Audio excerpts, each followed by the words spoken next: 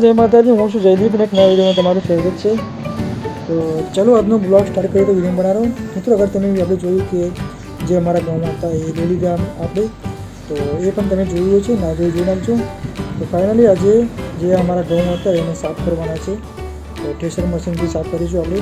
તો ચાલો આ વિડીયો मैं તમને બતાવીશ। વિડીયો દરમિયાન તમે જો ઘણા બધા બ્લોગ બને છે, તો વિઝિટ કરી શકતા। તો મિત્રો નમસ્કાર, તમે અત્યારે જોઈ રહ્યા છો કે આ છે ટ્રેક્ટર આવ્યું છે અત્યારે।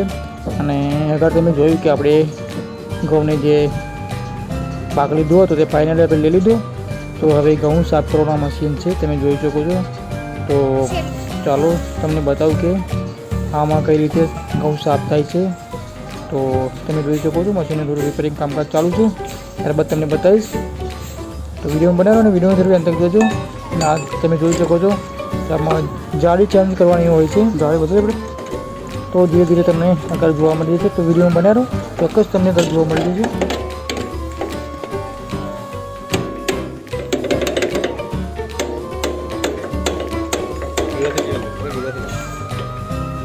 शुगर हाँ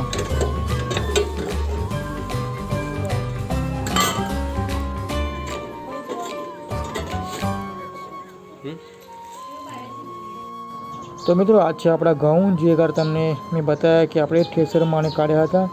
તો ફાઇનલી આપણે થ્રેશર મશીન જે સાફ કરવાનું હોય છે તે ફાઇનલી આવી ગયું છે।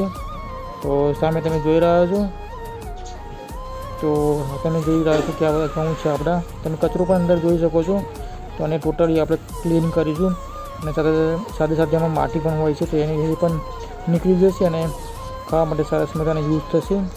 તો ચાલો વિડીયો બનાવો અને વિડીયોને તમે અંત તક જુઓ। तो 70 થી 80 મણ ઘઉં છે આપણા। અને તો આજે સાફ કર્યું છે આમાં। અને તમે કચરો પણ મેં તમને કરવા તો આમાં પણ તમે જોઈ શકો કચરો છે। અને એ બોરી મિનિમમ 13 થી 14 ની આજુબાજુ બોરી છે। તો એને સાફ કર્યું છે આજે આપણે।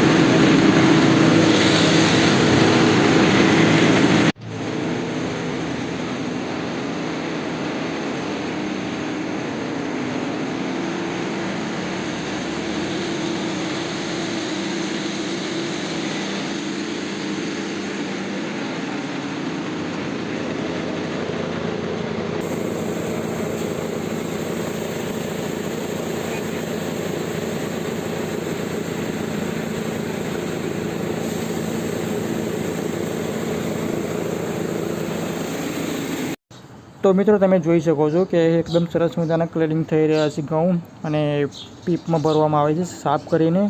તો આ બે પીપ છે, તો એ પીપને જે ખાવા માટે યુઝ કરીશું આપણે જે ઘઉં છે સાફ કર્યા છે તે।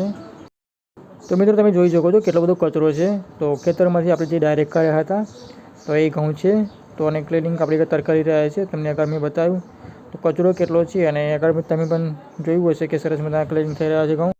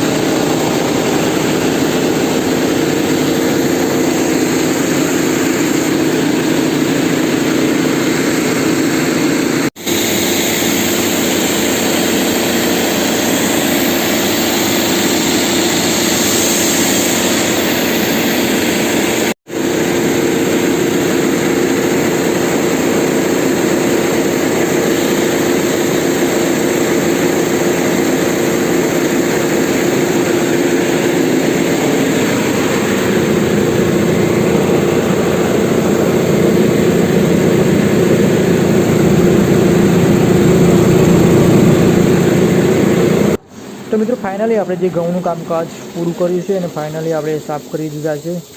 તો તમે જોઈ શકો છો કે સરસ મજાના આપણે જે ઘણો બધો કચરો હતો, જો આ સાફ કરવા જઈએ તો મિનિમમ 2 થી 3 મહિના થઈ જાય સાફ કરવામાં, કારણ કે કચરો જ ફૂલ હતો અને સાથે સાથે માટી પણ આવે છે જે ખેતરની હોય છે. તમે જોઈ શકો છો આ કેટલો બધો કચરો નીકળ્યો છે, એક્સ્ટ્રા કચરો. તો ફાઇનલી આપણે સાફ થઈ ગયા છે ઘઉં.